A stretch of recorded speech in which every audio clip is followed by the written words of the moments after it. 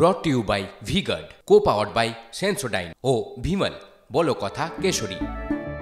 ডাবগ্রাম ফুলবাড়ি দখল হওয়া জমি নাকি রাজনীতির জমি উদ্ধার?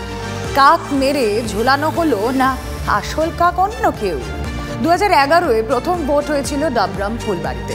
2016-র পর থেকে টানা ভোটে হারছে শাসক।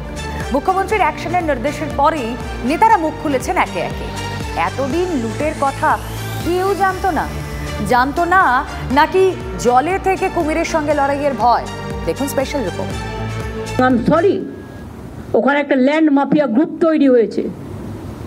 তারা গভর্নমেন্টের সব জমি কাওয়াখালী থেকে শুরু করে বিক্রি করে দিচ্ছে। ডাবগ্রাম ফুলবাড়ি তার উদাহরণ। ব্যতিক্রম কি? শাসক নেতাদের মদতে জমি লুটের কারবার। অভিযোগটা দক্ষিণ টু উত্তর, দমদম টু ডাবগ্রাম। মুখ্যমন্ত্রীর নির্দেশের পরেই জমি দখলে অ্যাকশনের নামে প্রশাসন। ডাবগ্রামের তৃণমূলের দাপুটের নেতা দেবাশিস প্রামাণিককে গ্রেপ্তার করা হয়। গ্রেপ্তার করা হয়েছে বিমল রায় এবং এমডি কালাম নামে আরও 2 তৃণমূল নেতাকে। ধৃতদের বিরুদ্ধে জমি দখলের অভিযোগ ছাড়াও একাধিক অভিযোগ রয়েছে। দাপুটে নেতা, দীর্ঘদিনের ব্লক সভাপতি দেবাশিসের কীর্তিকলাপ নিয়ে এতদিন কেউ কিচ্ছু জানতেন না। মুখ্যমন্ত্রীর নির্দেশের পরেই সবাই জানতে পারলেন। এটা কি সম্ভব? প্রশ্নের উত্তর খুঁজতে TV9 বাংলার ক্যামেরা পৌঁছে যায় ডাবগ্রাম ফুলবাড়ি বিধানসভা এলাকায়। দলের জার্সি গায়ে বেআইনি কারবারের খেলোয়াড়রা অ্যারেস্ট হতেই মুখ খুলছেন তৃণমূলের নেতা নেত্রীরাই। কৃতকর্মের ফল এটা হওয়ারই ছিল, এটা ভবিতব্যকে অস্বীকার করা যায়। দীর্ঘদিন ধরে ডাবগ্রাম ফুলবাড়ির একটা বড় ব্যাধি হলো জমি সংক্রান্ত। এই ব্যাধি এটা একটা ক্যান্সার ধারণ করে ফেলছে ডাবগ্রাম ফুলবাড়ি। সুবিধাভোগী যারা আছে তারা সবাই জড়িত। ঠক বাঁচতে গাঁ উজাড়ের সম্ভাবনা। এতদিন বলেননি কেন তাহলে? জলে থেকে কুমিরের সঙ্গে লড়াই সম্ভব হয়নি নাকি? সাগর মহন্ত পরিচিত তৃণমূল নেতা, তার মতোই মুখ খুলেছেন সুধা সিংহ, আর এক প্রাক্তন ব্লক সভাপতি, তৃণমূলের প্রাক্তন প্রধান। আমার যতটুকু যেখানে অভিযোগ করার আমি কিন্তু সেটা করেছি। ব্লক প্রেসিডেন্ট হওয়ার পরে উনি 7 বছর কন্টিনিউ ব্লক প্রেসিডেন্ট ছিলেন, তখন ওনার নেতৃত্বেই চলতো আর কি। যে যেরকম কর্ম করবে সেটা তো ফল পাবেই। দলকে জানিয়েছি, বললাম তো, দলেও জানতো। তারপরে মনে করুন যে বিভিন্ন পত্রিকার মাধ্যমেও আমি সেগুলো তুলে ধরেছিলাম সেই সময়। সেটা 14-15। দল জানতো 2014 থেকেই। 10 বছর পর অ্যাকশন হলো। দলের নেতারা তখন থেকেই সবটা জানতেন এবং এই জমির কারবারের জেরেই কার্যত মানুষের মধ্যে শাসক নেতাদের বিরুদ্ধে প্রবল ক্ষোভ তৈরি হয়। এখানেই ভোটের অঙ্ক। আরও ভালো করে বললে ভোটে শাসকের পরাজয়ের অঙ্ক। 2011-তে ডাবগ্রাম ফুলবাড়ি কেন্দ্রটি তৈরি হয় এবং প্রথমবারই 11,236 ভোটে জয়ী হন তৃণমূলের গৌতম দেব।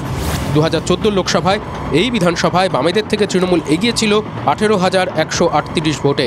2016 বিধানসভায় গৌতম দেব বাম প্রার্থীকে 23,811 ভোটে হারিয়ে দেন। 2019-এর লোকসভায় জলপাইগুড়ি লোকসভার ফলাফলে এই কেন্দ্রে প্রথমবার 86,117 ভোটে পিছিয়ে যায় তৃণমূল। এরপর 2021-এর বিধানসভা ভোটে গৌতম দেব বিজেপির কাছে হেরে যান প্রায় 27,500-এর বেশি ভোটে। আর এই 2024-এর লোকসভার রেজাল্টেও দেখা যাচ্ছে ডাবগ্রাম ফুলবাড়িতে বিজেপির লিড প্রায় 60,000। একটা ওপেন গড় যেরকম মাঠ বলে, সেই মাঠ মনে করে যা ইচ্ছা তাই করেছে। 2019-এ 86,000 ভোট, আর 2021-এ 27,000 ভোট, আর 2024-এ 73,000 ভোটে আমাদের ঘাটতে হতো না। নেতাদের জমি দখলেই কি শাসকের রাজনৈতিক জমি হাতছাড়া? দখল হওয়া জমির চেয়েও রাজনৈতিক জমি উদ্ধারই কি মূল লক্ষ্য? লক্ষ্য যেটাই হোক, জমি উদ্ধারে আপাতত কাকের মৃত্যু অবশ্যম্ভাবী। এবার সেই কাক কে? এই উত্তর অধরা। একটা কাককে মেরে না ঝুলিয়ে রাখতে হয়, যাতে অন্য কাক বুঝতে পারে একটা কাক মারা গেছে। ডাবগ্রাম ফুলবাড়ি গৌতম দেব, তুমি এসছো, you can't deny your responsibility also.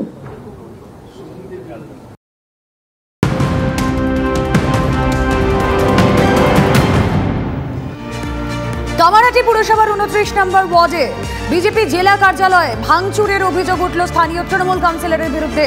অভিযোগ, শনিবার রাতে বিজেপি কর্মীদের বৈঠক চলছিল, আর সেই সময় কামারহাটি 29 নম্বর ওয়ার্ডের কাউন্সিলর নির্মলা রায় লোকজন নিয়ে বিজেপি কর্মীদের হুমকি দেন।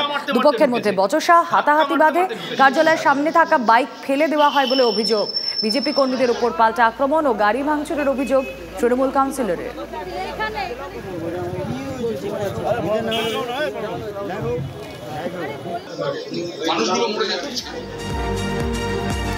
হাওড়ার পুরো পরিষেবা নিয়ে দলকেই তুলোধনা করেছিলেন মমতা বন্দ্যোপাধ্যায়। কিভাবে পুরসভা কাজে ফিরবে সেসব ভুলে হাওড়ায় আকচিতেই ব্যস্ত তৃণমূল।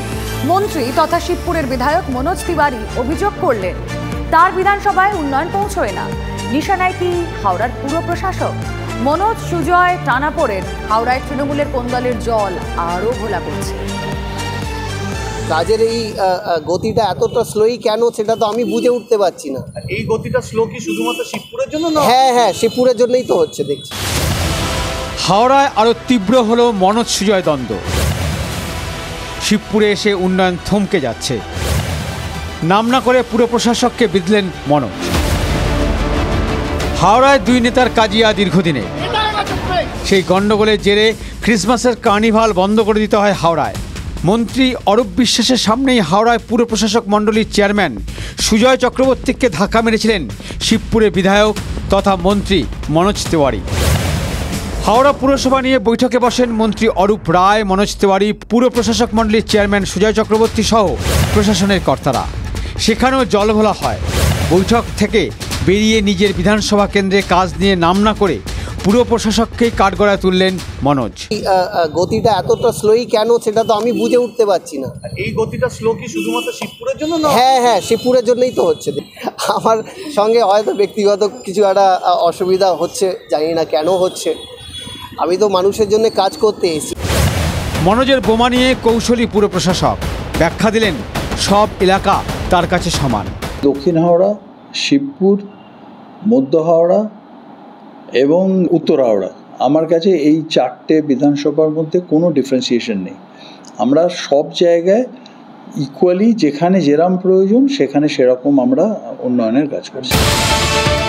তাৎপর্যপূর্ণ বিষয় হলো এই বিতর্কে মনোজ নয়, পুরো প্রশাসকের পাশে দাঁড়িয়েছেন মন্ত্রী অরূপ রায়। এখানে শিবপুর বলে আলাদা কিছু নেই। মুখ্যমন্ত্রীর যে নির্দেশ এবং পুরো প্রশাসক তিনি তার সাধ্যমতো চেষ্টা করছেন। পুরো প্রশাসকের উদ্দেশ্যে মনোজের বাণ, কটাক্ষের সুযোগ হাতছাড়া করেনি বিজেপি। নিজেদের মধ্যে এত বেশি দ্বন্দ্ব প্রকটিত হয়েছে যে দ্বন্দ্বের কোনো রকম সীমা পরিসীমা এবং যেটা সম্পূর্ণভাবে নিয়ন্ত্রণের বাইরে এই মুহূর্তে চলে গেছে। হাওড়া পুর পরিষেবা নিয়ে তিতিবিরক্ত মুখ্যমন্ত্রী। রেয়াত করেননি দলের নেতা মন্ত্রী থেকে প্রশাসনকে। তার মধ্যেই খেওয়াখেয়ি নিয়ে অস্বস্তি বাড়ছে শাসক দলে। হাওড়া থেকে সুব্রত বন্দ্যোপাধ্যায়ের রিপোর্ট, TV9 বাংলা।